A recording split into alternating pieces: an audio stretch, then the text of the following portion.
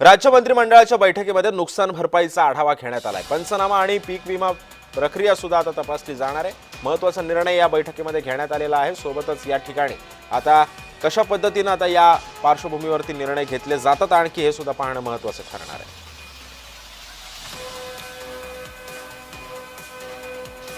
त्यामुळे आपण पाहतोय पंचनामा आणि पीक विमा प्रक्रिया आता तपासली जाणार आहे।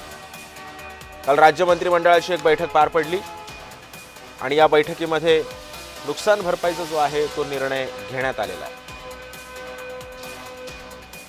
सोबतच पीक विमा सुद्धा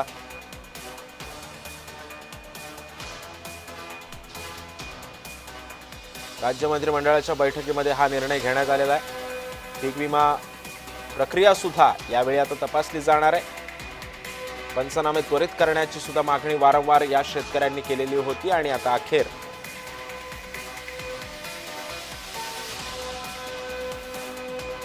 आता हा निर्णय घेण्यात येतोय।